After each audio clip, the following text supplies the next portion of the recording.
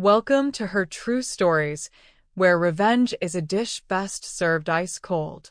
If you're ready for a story that will make your blood boil and then leave you cheering for justice, hit that subscribe button right now because today's story is about a mother who discovered that sometimes the most dangerous enemies were the faces of family.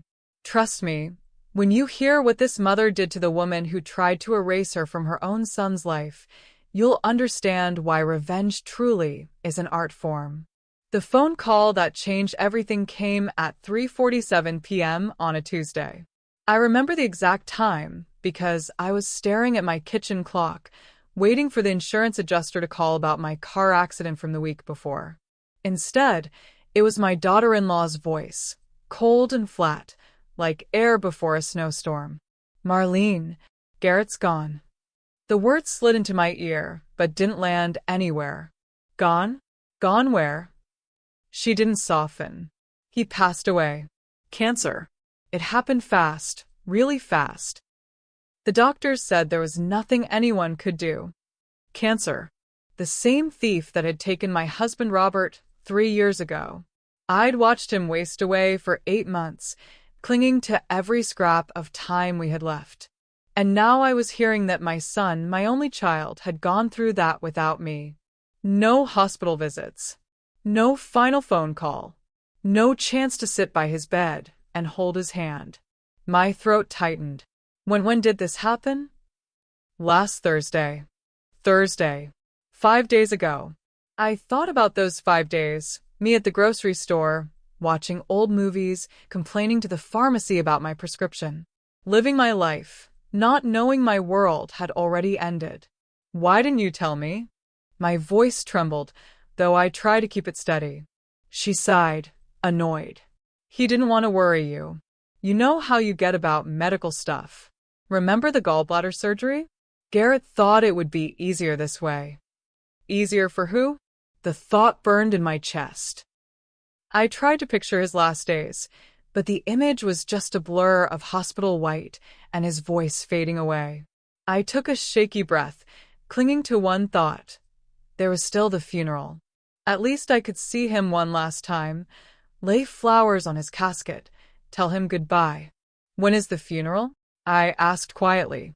"What date have you set?" The silence on the other end stretched too long. Then Brittany's voice came back, sharp and final. "It's already done. We buried him on Saturday. Just a small ceremony for close family only." For a moment, I couldn't speak. My chest ached, as if someone had reached inside and pulled something vital out. "You buried my son without me?" My voice cracked, and I heard myself gasp for air between the words. "You didn't even give me a chance to see him, to say goodbye, to be his mother one last time?" Tears blurred my vision. The kitchen walls seemed to tilt around me. I gripped the table's edge, trying to steady myself, but the weight of it all pressed down until I felt small, crushed, and hollow. When I could finally force the words past the lump in my throat, they came out as barely a whisper. "Where is he buried?" "Green Valley Cemetery. Plot 247, B in the new section." The line went dead. I sat there in my kitchen for I don't know how long, holding that silent phone like it might bring my boy back. The clock ticked past 4 p.m., then 4:30. Outside, Mrs. Henderson was walking her little dog like she did every day at this time. Everything looked normal, but my world had just exploded into a million pieces. The kitchen still smelled like the banana bread I'd baked that morning, thinking I might take some to Garrett's apartment later in the week. Now that banana bread seemed like a cruel joke. I'd never take him homemade treats again. I'd never get another one of his texts complaining about his latest dating disaster. I'd never hear him call me Mom in that particular way he did when he needed something but was trying to sound casual about it. I tried to remember the last time I'd talked to him. It had been 3 weeks ago, maybe 4. He'd called on a Sunday as usual, but the conversation had been shorter than normal. He'd seemed distracted, maybe a little stressed. I'd asked if everything was okay, and he'd said work was just busy. Now I wondered if he was already sick then. Had he already known something was wrong? The house felt impossibly quiet. Too quiet. I walked through the rooms we'd shared when he was growing up, looking at all the pictures of him at various ages. There he was at 5, missing his front teeth and grinning at the camera. At 10, holding up a fish he'd caught on our camping trip. At 16, all arms and legs in his graduation cap and gown. At 25, arm around his father at Robert's birthday party just a year before the cancer diagnosis. In every picture, he looked happy, healthy, alive. How could he be gone? The next morning, I drove to Green Valley Cemetery with a bouquet of sunflowers from the grocery store. Garrett had loved sunflowers ever since he was little, always pointing them out on road trips, saying they looked like the sun was smiling at him. I remembered buying him a packet of sunflower seeds when he was 8, and we planted them in our backyard together. That summer, they grew taller than him, and he'd run around the garden pretending he was lost in a sunflower forest. Robert had taken pictures of him peeking out between the giant yellow blooms, his face paint-streaked with dirt and pure joy. The cemetery was bigger than I expected, with rolling hills and old oak trees that probably watched over thousands of goodbye hugs over the years.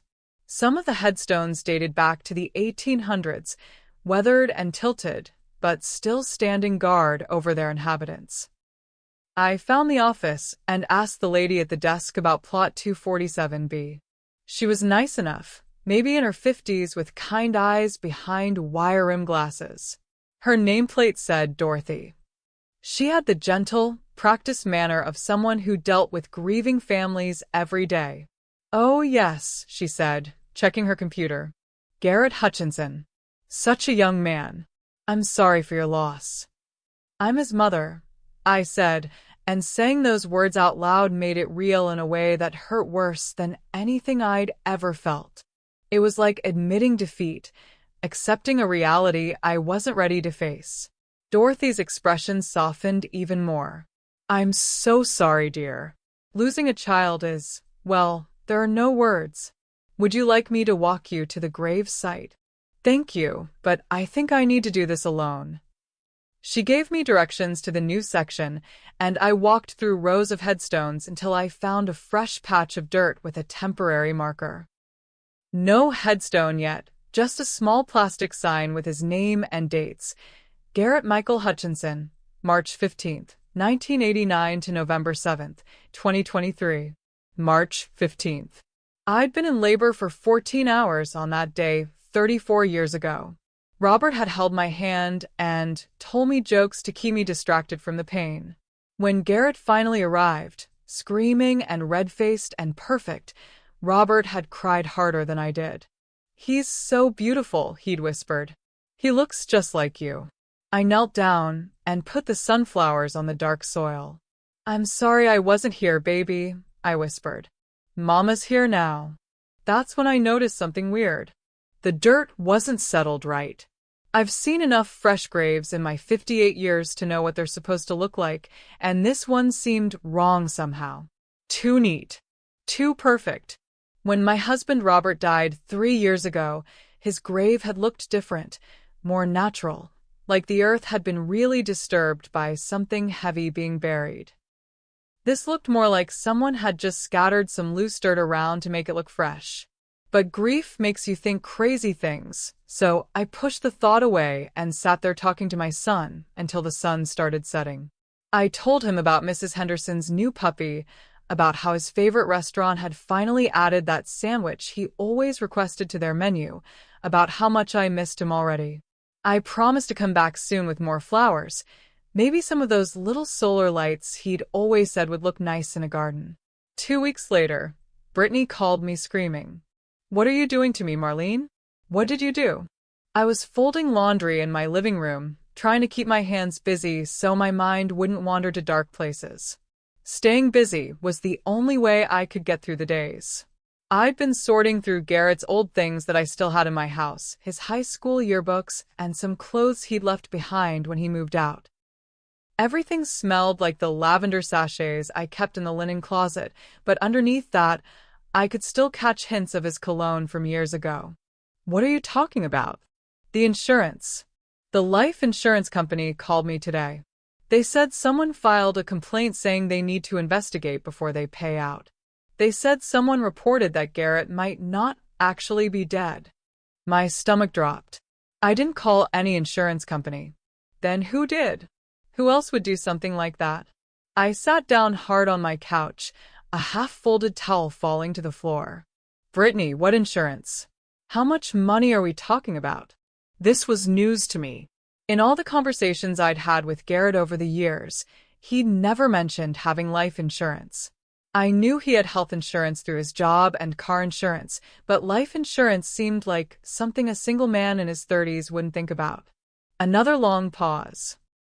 When she spoke again, her voice was different. Careful, like she was choosing her words very deliberately. Just as work policy.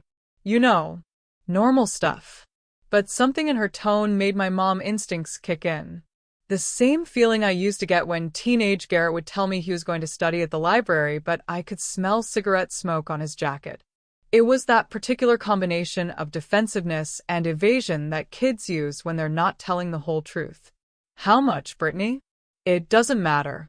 The point is, someone is trying to mess with me, and I think it's you. I would never do that. I just want to grieve my son in peace. She hung up again. I stared at the phone, my mind racing. Someone had called the insurance company, but it wasn't me. So who was it? And why would they think Garrett wasn't really dead? The whole conversation felt off. Brittany had sounded nervous, almost panicked. And she'd been vague about the insurance amount, which seemed strange for something that should be straightforward. I tried to remember what I knew about Brittany. She and Garrett had been married for 2 years, but I never felt close to her. She was polite enough when I saw her, but there was always a distance there.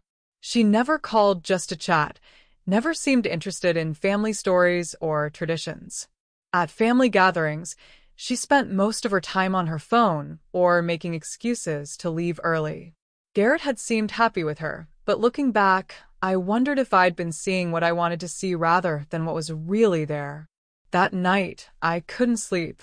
I kept thinking about that perfect dirt at the cemetery, about Brittany's voice when she mentioned insurance money, about how my son supposedly died of cancer, but never called to tell me he was sick. Garrett had always been a mama's boy, even as an adult. When he'd gotten food poisoning 2 years ago, he called me 3 times a day for updates on how he was feeling. When he'd broken his arm playing basketball in college, I was the first person he called, even before the doctor had finished setting the cast. The idea that he would go through cancer treatment without telling me was impossible to believe. He knew how I'd been with Robert during his illness. He knew I'd want to be there, to help however I could. Even if he was trying to protect me from worry, he would have told me eventually. He wouldn't have been able to keep something that big to himself. At 2:43 a.m., I made a decision that would change everything. The next morning, I called Garrett's work. I figured I'd start there, maybe talk to his boss or some coworkers who might know what really happened. Maybe someone had noticed he was getting sick, or had been going to doctor's appointments. A cheerful receptionist answered. TechFlow Solutions, how can I help you? I'm Marlene Hutchinson. I'm calling about my son, Garrett Hutchinson. He worked there and he passed away recently. Oh my goodness, I'm so sorry for your loss. Let me transfer you to HR. A few minutes later, a woman named Patricia came on the line. Mrs. Hutchinson, I'm so sorry about Garrett. He was such a sweet young man. Thank you. I was wondering, did he seem sick before he died? Did anyone notice anything? Patricia was quiet for a moment, and I could hear computer keys clicking in the background. Mrs. Hutchinson, I hate to tell you this, but Garrett left the company about 6 months ago. He put in his 2 weeks' notice and said he was moving to start fresh somewhere new. The room started spinning. What? No, that can't be right. He was working there when he died. I'm looking at his file right now. His last day was May 15th. He cleaned out his desk and everything. He seemed really excited about whatever he was planning to do next. I hung up and sat there staring at the wall. If Garrett quit his job 6 months ago, where had he been going every day? Where was he living? And why did Brittany tell me he died from cancer when he wasn't even working at the company that supposedly had his life insurance? Nothing made sense. I try to think back to our conversations over the past 6 months. Had he mentioned his new job? Had he said anything about changing companies? I couldn't remember anything specific, but then again, I hadn't been paying close attention to the details. He was an adult with his own life.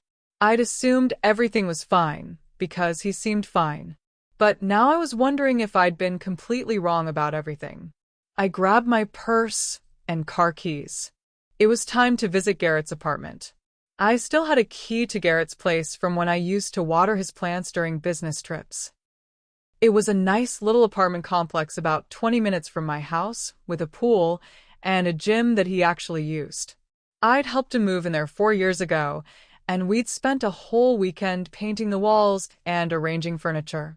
He'd been so proud of having his own place, especially after living with roommates for years after college.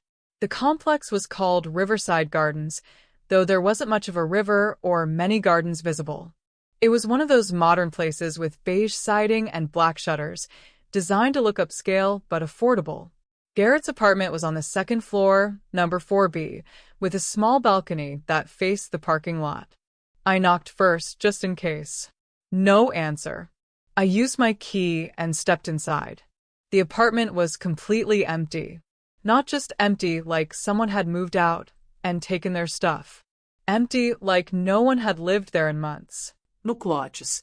Nothing. Even the carpet had those little dents where furniture used to be, but they looked old and settled. The walls still had the nail holes from where his pictures used to hang, but even those looked like they'd been there for a while.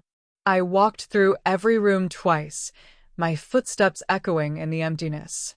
The kitchen had been cleaned thoroughly, but I could see where marks on the countertops where his coffee maker and microwave used to sit.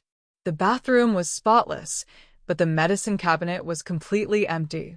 Even the bedroom, where he'd had his computer desk and his bed, was nothing but bare walls and carpet. In what used to be his bedroom, I found something that made my blood run cold. A piece of mail on the floor by the window.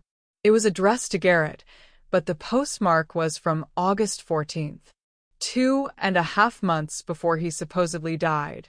It was an eviction notice. According to the paper, Garrett had been evicted for not paying rent for 3 months. The apartment had been cleaned out and re-rented on August 30th. The notice was stamped with court seals and everything completely official.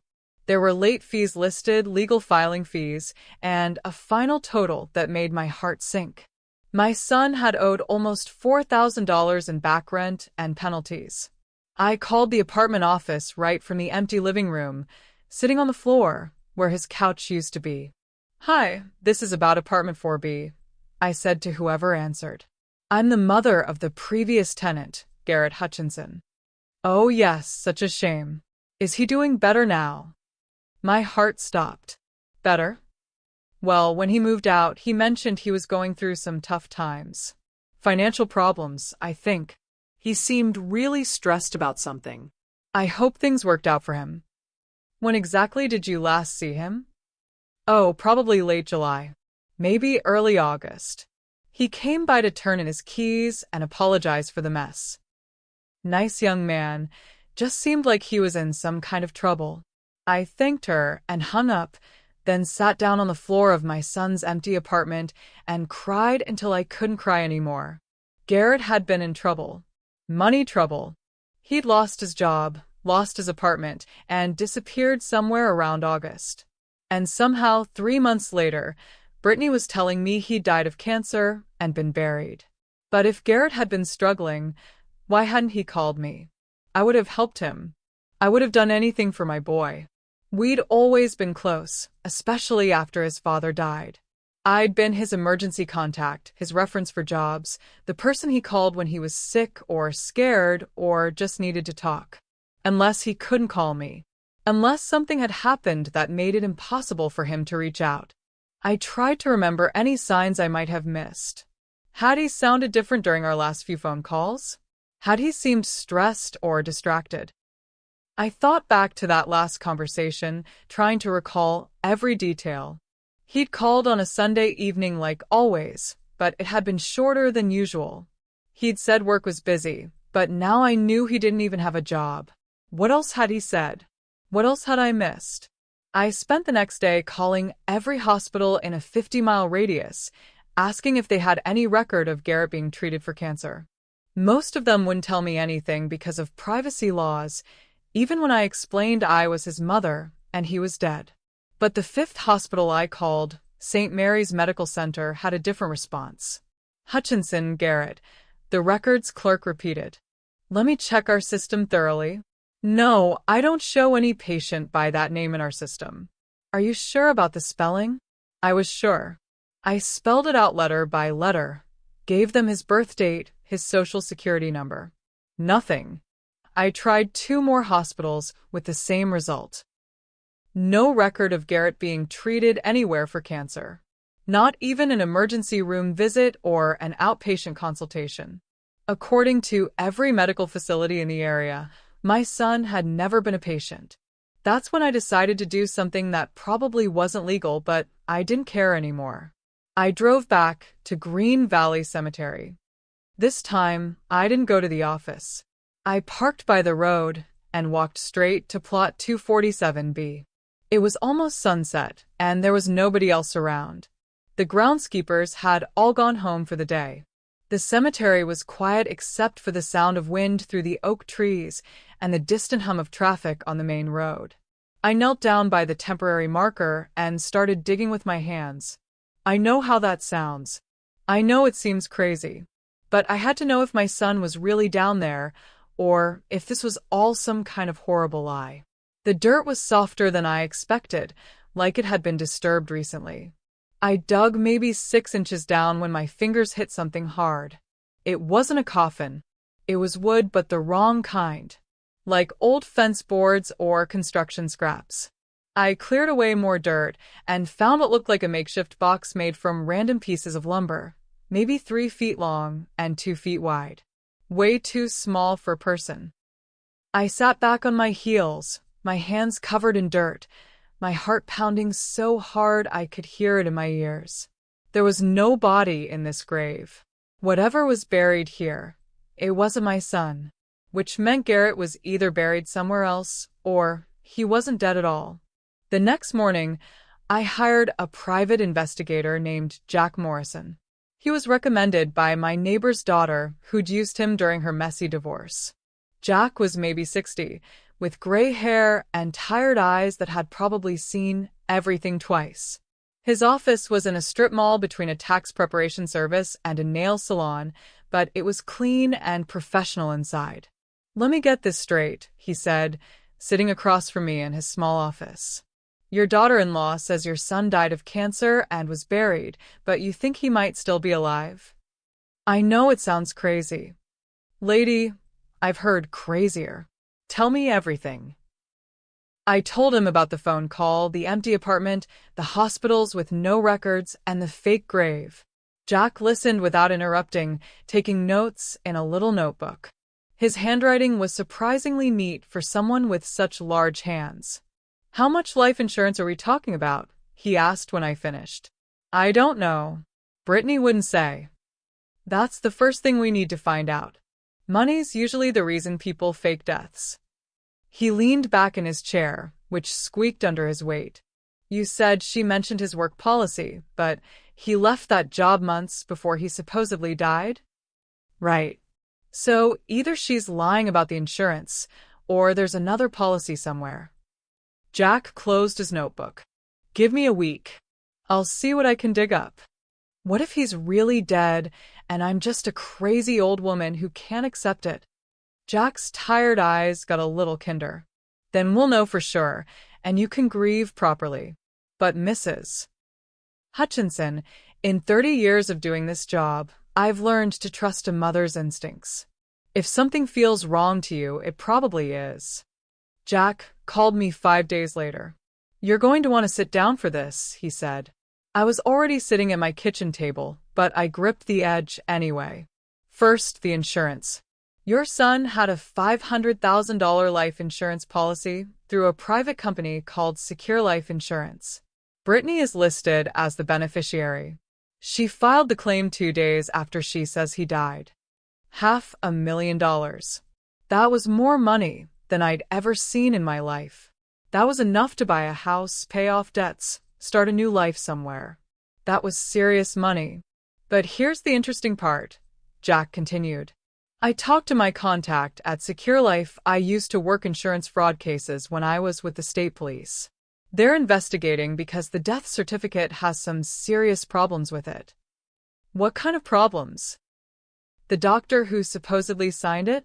Dr. William Hayes retired 3 years ago and moved to Florida. And the medical examiner's signature doesn't match their records. Someone forged both signatures, and they did a pretty sloppy job of it. My hands started shaking. So, the death certificate is fake? Looking that way. But it gets better. I found your son. The world stopped. What?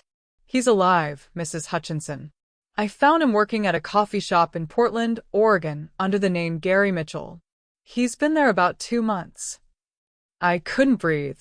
Couldn't think. My son was alive. My boy was alive. But Jack, if he's alive, why did he let me think he was dead? Why hasn't he called me? That's what we need to find out. I'm flying to Portland tomorrow. Do you want to come with me? 24 hours later, I was on an airplane for the first time in 15 years, flying to Oregon with a private investigator to find my supposedly dead son. If someone had told me a month earlier that this would be my life, I'd have suggested they see a doctor. The flight was turbulent, and I spent most of it gripping the armrests and trying not to think about what I'd say to Garrett when I saw him. I was angry, confused, hurt, and relieved all at the same time. Part of me wanted to hug him and never let go. Part of me wanted to shake him until he explained what the hell he thought he was doing. Jack had found Garrett working at a place called Sunrise Coffee in a neighborhood called Hawthorne. He'd rented a tiny studio apartment nearby and was living under the name Gary Mitchell. According to Jack's research, Gary Mitchell was a real person who died in a car accident in Nevada 3 years ago, but somehow his identity had been stolen and recreated. How did Garrett get hold of a dead man's identity? I asked as our plane descended into Portland. That's the million-dollar question, Jack said. Creating a fake identity this clean takes serious connections. Someone who knows how to access Social Security databases, maybe someone in the morgue business or vital records office. This isn't something you can just Google. You think it was Brittany? I think Brittany's in on it, but she's not smart enough to pull this off alone. This took planning and connections. Someone helped them, and I'm betting they got paid well for it. We landed at 2:30 p.m. Pacific Time.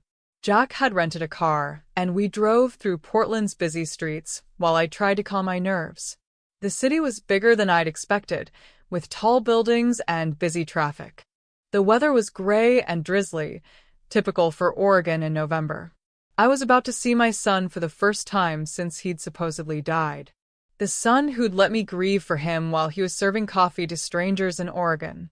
I didn't know whether I wanted to hug him or slap him. Sunrise Coffee was in a row of cute little shops with big windows and colorful signs. It looked like the kind of place that served $12 sandwiches to college students and artists. The neighborhood had that trendy, gentrified feel, with vintage stores and yoga studios mixed in with the coffee shops and restaurants. We parked across the street and watched through the window. And there he was. My Garrett, wearing a green apron and steaming milk behind the counter. He looked thinner than I remembered, and he'd grown a beard, but it was definitely my boy. He had the same way of tilting his head when he was concentrating, the same habit of pushing his hair back with his hand. "What do you want to do?" Jack asked softly. I watched my son make a latte for a woman with purple hair. He was smiling and chatting with her like he didn't have a care in the world. like his mother wasn't back home crying over his fake grave. I want to know why, I said. Before I talk to him, I need to understand what happened. Jack nodded. Let's wait until his shift ends. Follow him home. See if anyone's with him. So we sat in that rental car for 3 hours, watching my dead son serve coffee and pastries. It was the longest 3 hours of my life. I watched him laugh with customers, wipe down tables, and act like a completely normal person living a completely normal life. Every few minutes, I had to remind myself that this was real, that my son was actually alive. At one point, he came outside to empty the trash, and I got a clear look at his face. He looked tired, older than his 34 years. There were dark circles under his eyes, and his smile seemed forced when he talked to customers. Whatever had led him to this point, he didn't look happy about it. Garrett finished work at 6 p.m. and walked 6 blocks to a small apartment building. We followed him at a distance, then watched him go inside. Jack had already found out he lived in apartment 2A. We waited another hour, then Jack went to the door and knocked. I stayed hidden around the corner, my heart beating so fast I thought I might pass out. Gary Mitchell? I heard Jack say when the door opened. Yeah, that was Garrett's voice. My son's voice. Hearing it after thinking he was dead almost brought me to my knees. My name's Jack Morrison. I'm a private investigator, and I need to talk to you about Garrett Hutchinson. A long pause. Then, I don't know what you're talking about. Son, I've got photos of you from high school, fingerprints from your old apartment, and your mother sitting around the corner. You want to keep playing games, or you want to invite me in so we can talk like adults? Another pause. Then I heard footsteps and a door closing. 5 minutes later, Jack came back and got me. He wants to see you, Jack said. But Mrs. Hutchinson, you should know he's scared. Really scared. And not of you. We went up to apartment 2A together. Jack knocked again, and this time the door opened right away. And there was my son. My boy. Alive and breathing and standing right in front of me. Hi, Mom, he said quietly. I wanted to scream at him. I wanted to cry. I wanted to ask him a million questions. Instead, I just stood there staring at him like he was a ghost. Can we come in? Jack asked. Garrett stepped aside, and we walked into the tiniest apartment I'd ever seen. It was basically one room with a kitchenette and a bathroom. There was a mattress on the floor, a few clothes hanging in an open closet, and a small TV on a plastic table. The place smelled like instant coffee and loneliness. This is how you've been living? I asked, finding my voice. It's not so bad. Better than being dead. Why? The word came out like a sob. Why did you do this to me? Do you know what the last month has been like? Garrett sat down on the edge of his mattress and put his head in his hands. Mom, I'm so sorry. I never wanted you to get hurt. That wasn't supposed to happen. Then what was supposed to happen? He looked up at me with tears in his eyes. I was supposed to disappear for a while. Brittany would collect the insurance money, and then I'd come back and we'd split it. We figured the insurance company would think I'd drowned or something, and eventually they'd pay out. I was going to call you then and tell you I'd been in an accident and lost my memory or something. I sank into the only chair in the room, a plastic thing from Walmart. So you and Brittany planned this together? It was her idea. Mom, I was in so much trouble. I'd lost my job, lost my apartment, and I owed some really bad people a lot of money. What kind of people? Jack leaned forward. Gambling debts. Garrett nodded miserably. I got into online poker about a year ago. At first I was winning, but then I wasn't. I kept thinking I could win it back, but I just kept losing more. By the time I got evicted, I owed almost $60,000 to some guys who don't exactly send polite reminders. The pieces started falling into place. The financial problems, the lost apartment, the stress I'd heard in his voice during our last few conversations. So you faked your death instead of coming to your mother for help. I couldn't keep the hurt out of my voice. Mom, you don't have $60,000. Nobody in our family has that kind of money. But the life insurance policy, Brittany found out about it when we got married. She said it was our way out. Whose idea was it to not tell me? That was Brittany too, Garrett said quietly. She said if you knew I was alive, you might accidentally let something slip. She said it was safer if you really believed I was dead. Safer for who? I stood up, anger finally overtaking the hurt. Do you have any idea what you put me through? I sat by your fake grave and apologized for not being at your funeral. I blamed myself for not knowing you were sick. I thought I'd failed as a mother. Mom, Garrett started crying then, really crying. I know it was horrible. I wanted to call you so many times. But those guys I owe money to, they know where you live. If they figured out I was still alive, they'd come after you to get to me. Jack spoke up. Son, faking your death to defraud an insurance company is a felony. Multiple felonies, actually. You could go to prison for 20 years. I know, Garrett whispered. But what choice did I have? I couldn't pay the money back, and those guys, they weren't going to wait much longer. How did you get Gary Mitchell's identity? Jack asked. Garrett looked uncomfortable. Brittany found someone. Some guy she knew from her old job at the county clerk's office. He had access to death records and Social Security databases. Cost us $5,000, but he created the whole identity. Birth certificate, Social Security card, everything. What was this guy's name? Marcus Webb. He worked in vital records. Brittany said he'd done this kind of thing before for people who needed to disappear. Jack was taking notes. We'll need to report him too. This is organized identity theft. I looked at my son, my scared, foolish, desperate son sitting on a mattress in a tiny apartment, and I made a decision that probably wasn't smart, but felt right in my heart. Jack, I said, how much trouble is Garrett in if we go to the police right now? A lot. The insurance fraud, the fake ID, the forged death certificate, he's looking at serious prison time. And if we don't go to the police? Jack raised an eyebrow. What are you thinking, Mrs. Hutchinson? I'm thinking my son made some bad choices, but he's not a criminal. He's just a scared kid who got in over his head. I looked at Garrett. How much has Brittany collected from the insurance company? Nothing yet. They haven't paid out because of the investigation. And these people you owe money to, they think you're dead? Yeah. Brittany put an obituary in the paper and everything. An idea was forming in my mind. A crazy, probably illegal idea that would either save my son or get us all arrested. Jack, I said slowly, how good are you at revenge? We spent the next 2 hours in Garrett's tiny apartment, planning something that would either be brilliant or land us all in federal prison. Jack turned out to have a creative side when it came to turning the tables on people who deserved it.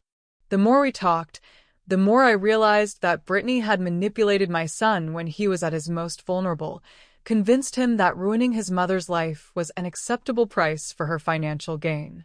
Here's what we know, Jack said, spreading papers across Garrett's plastic table. Brittany filed a fraudulent insurance claim for $500,000. She forged a death certificate and created a fake grave. She's probably committed at least 6 different felonies. But so has Garrett, I pointed out. True. But Garrett was coerced by threats of violence, and he hasn't actually received any money yet. Brittany's the one who initiated the fraud and stands to profit from it. Garrett was quiet, just listening. He looked exhausted, like he'd been carrying a huge weight for months. I noticed he kept checking his phone, as if he was expecting a call or a message from someone. What if we let her collect the money? I asked. Both men stared at me. Hear me out. What if we let the insurance company pay out the claim? Then we have proof she committed fraud. Real, actionable proof. Mom, that's $500,000. Money that she'll have to pay back with interest and penalties when she gets arrested. I turned to Jack. That would work, wouldn't it? It could, but it's risky. What if she takes the money and runs? Then we make sure she doesn't get the chance. Jack grinned for the first time since I'd met him. Mrs. Hutchinson, I like the way you think. Here's what we planned. First, Garrett would stay dead for a few more weeks while we gathered evidence of Brittany's fraud. Jack would document everything: the fake death certificate, the bogus grave, the forged signatures. Second, we'd let the insurance company pay out the claim. This would give us concrete proof that Brittany had collected money under false pretenses. Third, once Brittany had the money, I would confront her with evidence of what she'd done and give her a choice: return the money and face the consequences, or have us go to the police with everything we'd found. But what about the people Garrett owes money to? I asked. Jack had an answer for that too. I still have contacts in law enforcement. We call in a tip to the FBI about illegal gambling operations, loan sharking, threatening violence to collect debts. These guys have bigger problems than one missing gambler. Once the feds start investigating them, they'll be too busy to worry about Garrett. And Marcus Webb? I asked. Him too. Identity theft, falsifying government documents, conspiracy to commit fraud. The FBI will love this case. It hits all their favorite crimes. It wasn't perfect. There were a million things that could go wrong. But it was better than letting Brittany get away with putting me through hell while stealing $500,000. Are you sure about this, Mom? Garrett asked. If this backfires, I could go to prison. I looked at my son, really looked at him. He was thin and scared and living like a refugee in his own country. But he was alive, and that's all that mattered. Honey, you should have come to me when you were in trouble. We're family. Family takes care of each other, even when they mess up. I took his hand. But that woman, she let me think my only child was dead, so she could steal money. She watched me grieve and didn't care. That's not something I can forgive. So we're really doing this? Jack nodded. We're doing this. But first, your mom needs to go home and act like a grieving mother for a few more weeks.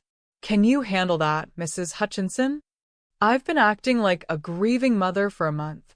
I can do it a little longer if it means making Brittany pay for what she did. Flying back to my regular life after finding out my son was alive was one of the strangest experiences of my life.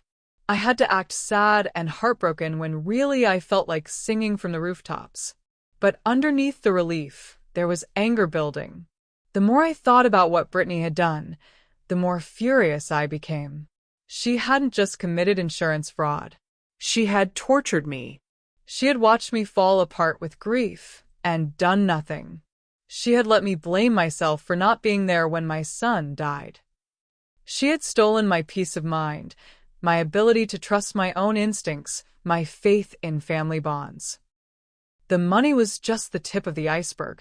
Jack flew back with me, but stayed in a hotel near the airport. We needed him close by, but couldn't risk Brittany seeing him around town. Meanwhile, Garrett would stay in Portland and keep his head down for a few more weeks.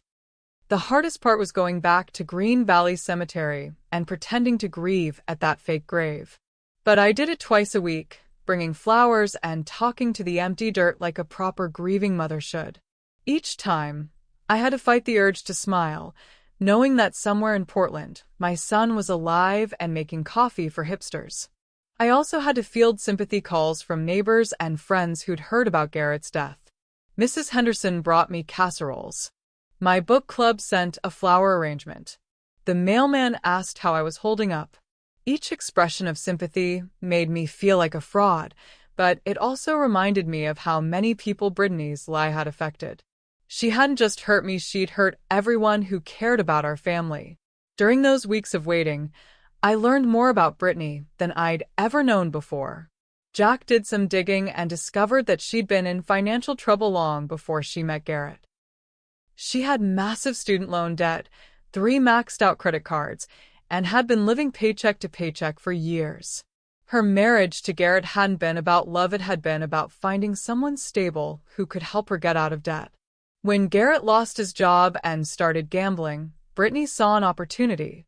She could get rid of her financial problems and her increasingly troublesome husband at the same time. The life insurance policy was just too tempting to pass up. 3 weeks after our trip to Portland, Jack called with news. The insurance company approved the claim. Brittany's getting a check for $500,000 minus taxes. It should arrive in about a week. How do you know all this? My contact at Secure Life. Remember, I used to investigate insurance fraud for the state. I still have friends in the business, and they're keeping me updated on the case. But I thought they were investigating the problems with the death certificate. They were. But Brittany provided additional documentation that satisfied their concerns. Fake medical records, forged hospital admission forms, even a bogus autopsy report. She's been busy. A week later, Jack called again. She got the money, deposited the whole check yesterday into an account at First National Bank. My friend at the bank confirmed it $425,000 after taxes. Now came the fun part. I called Brittany on a Tuesday morning, exactly 6 weeks after she'd told me my son was dead. Hi, Brittany. I was wondering if we could meet for coffee. There are some things about Garrett I'd like to talk about. Her voice was different, lighter, like someone who'd just won the lottery. Of course, Marlene. I'd love to. How about that little place on Main Street? Say 2 o'clock. Perfect. See you then. I hung up and called Jack. It's time. Café Luna was busy at 2 in the afternoon, full of people having late lunch and catching up with friends. I got there early and chose a table in the back corner where we could talk privately. Jack was at a table near the front door, reading a newspaper with a recording device hidden inside it. I watched Brittany through the window as she parked her car. It was a brand new BMW, bright red with temporary tags. She'd been busy spending her blood money. Brittany walked in 5 minutes late, wearing a new dress that probably cost more than my car payment. Her hair was freshly done, and she was carrying a designer purse I'd seen in magazines. Everything about her screamed expensive, from her shoes to her jewelry to her perfectly manicured nails. Marlene, she said, giving me a fake hug that smelled like expensive perfume. You look good. How are you holding up? I'm getting by. One day at a time, you know? She ordered a $15 coffee drink with extra shots and whipped cream. I stuck with regular coffee. So, what did you want to talk about? She asked, settling into her chair. I've been thinking about Garrett's funeral, about how I wasn't there. Brittany's smile faltered just a little. Oh, Marlene, we've been through this. It happened so fast, and Garrett specifically said he didn't want a big fuss. I know, but I was thinking maybe we could have a memorial service? Something just for me to say goodbye properly. That's sweet, but I think it's better to just let him rest in peace, don't you? I took a sip of my coffee and studied her face. She looked nervous now, fidgeting with her new purse. The thing is, Brittany, I visited his grave last week, and something seemed off about it. Off how? Well, I was talking to the groundskeeper, and he mentioned that the grave was smaller than usual. Like maybe it wasn't a full burial? Brittany's face went white. I don't know what you mean. So I did a little digging. Not literally, of course. I smiled sweetly. I called the hospital where Garrett supposedly died. They have no record of him ever being treated there. Maybe you called the wrong hospital. I called 6 hospitals.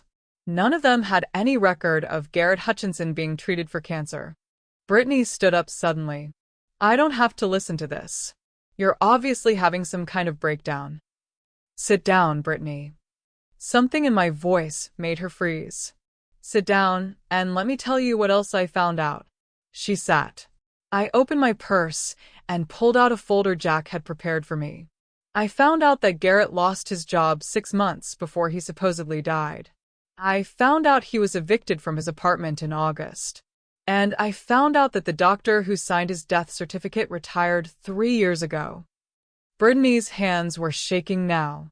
But the most interesting thing I found out, I continued, is that my son is alive and living in Portland, Oregon, under the name Gary Mitchell. Brittany made a choking sound. That's right. I found him. I talked to him. And he told me all about your little plan to fake his death and split the insurance money. You're lying, she whispered. I pulled out my phone and showed her a picture Jack had taken of Garrett at the coffee shop. $500,000, Brittany. That's a lot of money to steal from an insurance company. It's not stealing. He's my husband. Ex-husband, actually. I also found out that Garrett filed for divorce 4 months ago.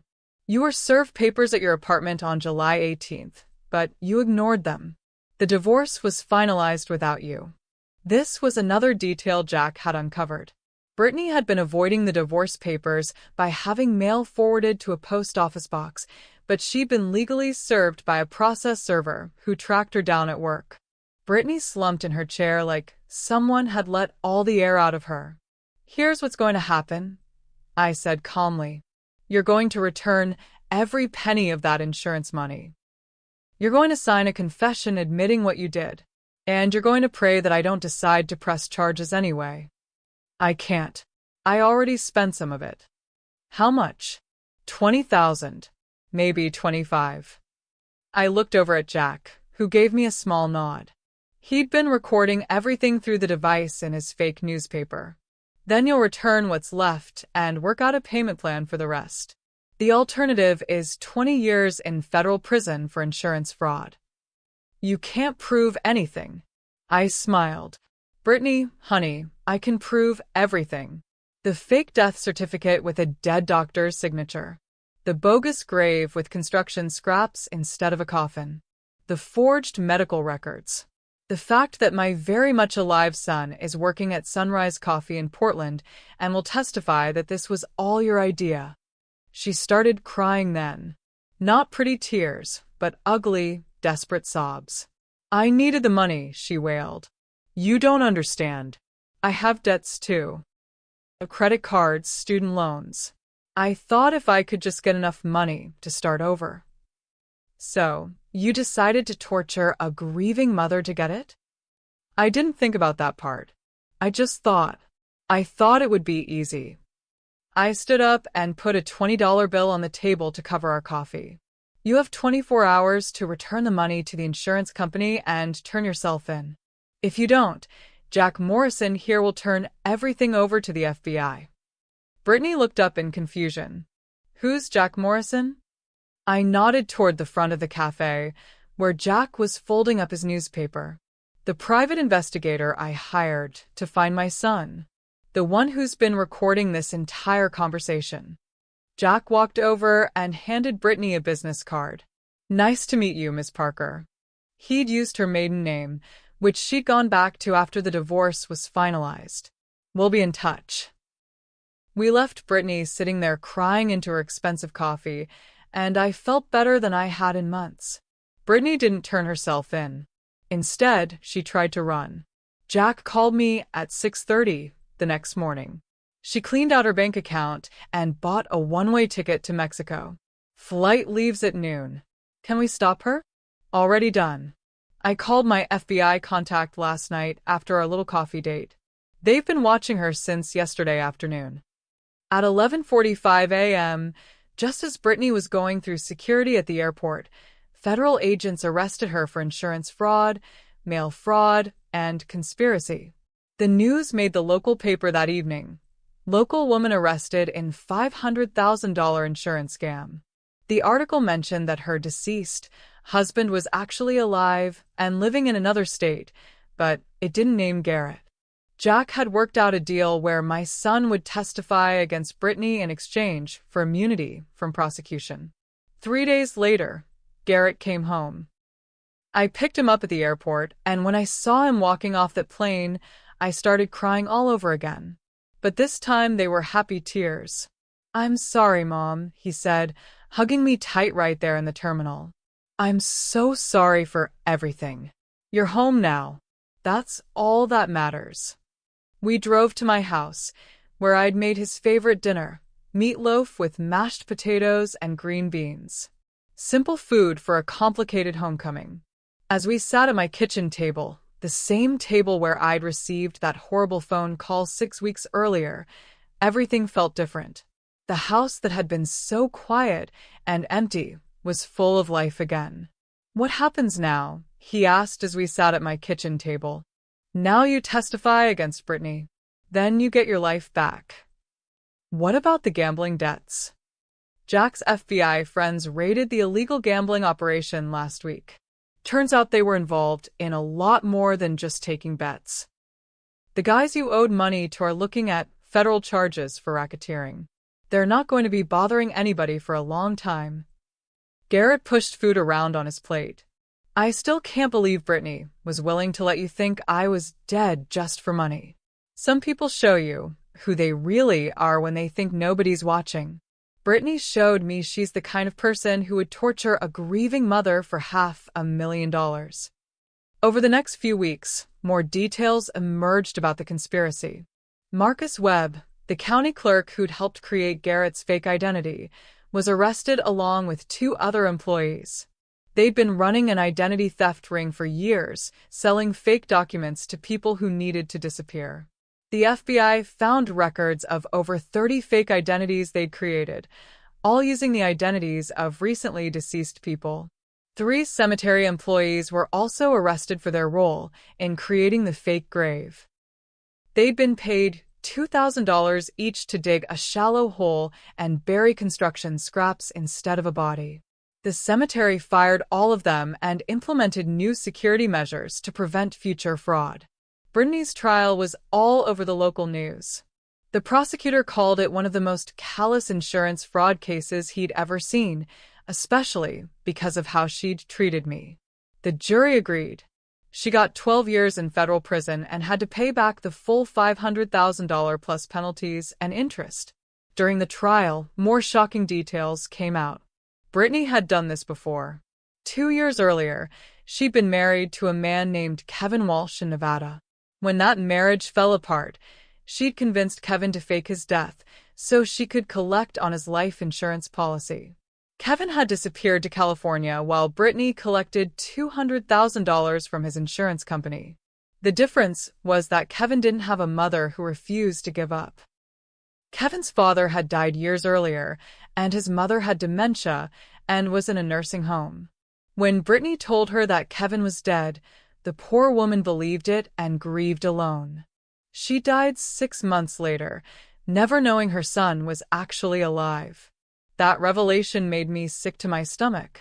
This woman had stolen not just money, but final moments between a mother and son. She'd let an elderly woman with dementia die thinking her child was gone. The judge was even less sympathetic after hearing about Kevin's case. Instead of the 8 to 10 years the prosecution had recommended, she gave Brittany the full 12 years. Kevin testified at the trial via video link from California, where he'd been living under a fake name for 2 years. Unlike Garrett, he'd never planned to come back. He'd used the fake death to escape gambling debts and start over completely. He had no family left to hurt, so he saw no reason to return. But Kevin's testimony helped convict Brittany and Marcus Webb. He explained how Brittany had found Webb through criminal connections and how the whole operation worked. His evidence led to the discovery of dozens of other fake identities and insurance fraud cases. Most importantly, Kevin revealed that he was the one who'd made the anonymous tip to Secure Life Insurance about Garrett's case. He'd been following news about our case online, and when he saw Garrett's name in an article about Brittany's arrest, he recognized the pattern. He'd called the insurance company and told them to investigate the Hutchinson claim because he suspected it was another one of Brittany's scams. If he hadn't made that call, Jack explained to me later, the insurance company might have paid out before we had time to investigate. Kevin's tip is what started the fraud investigation that gave us time to find the truth. It felt good to know that Kevin, despite his own mistakes, had tried to prevent another family from going through what he'd put his mother through. Sometimes people surprise you. Garrett testified against Brittany too, explaining how she'd convinced him that faking his death was their only option. The judge was sympathetic to him, especially after hearing about the gambling debts and the threats he'd received. In the end, Garrett got 2 years of probation and 500 hours of community service. He moved back into my house while he got back on his feet. It took him a few months to find a job. Explaining a 6-month gap in employment is tricky when you can't say you were dead, but eventually he landed a position with a small tech company that didn't ask too many questions. The best part was watching him rebuild his confidence. The scared, desperate man I'd found in Portland was slowly becoming my son again. He started going to Gamblers Anonymous meetings and seeing a therapist to deal with his addiction. He even started dating a nice woman named Rachel who worked at the library and didn't care about his past mistakes. As for me, I learned that I was stronger than I'd ever imagined. For years, I'd thought of myself as just Garrett's mom, someone who needed taking care of. But when push came to shove, I'd tracked down my son across the country, outsmarted a criminal, and made sure justice was served. Jack and I stayed friends. He said I had a natural talent for investigation and offered to teach me the business. I wasn't ready to become a private eye at 58, but it was nice to know I had options. The insurance company where I exposed the fraud offered me a part-time job as a fraud investigator. They said my case had helped them identify weaknesses in their system and prevent future scams. It turned out that a lifetime of raising kids and managing a household gave me excellent skills for spotting when people were lying. The work was fascinating.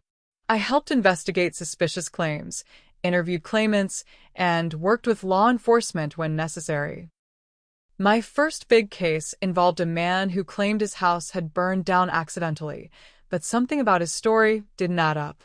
I noticed inconsistencies in his timeline and found evidence that he deliberately set the fire. The insurance company saved $300,000 by denying that claim. I'm writing this story exactly 2 years after Brittany's phone call changed my life. Garrett is doing well. He's engaged to Rachel now, and they're planning a small wedding next spring. He's been gambling free for 18 months and says he doesn't even miss it anymore. We talk about what happens sometimes, usually late at night when we're both having trouble sleeping. He still feels guilty about putting me through that pain, and I still feel guilty about not seeing the signs that he was in trouble. But mostly, we're just grateful to have each other back.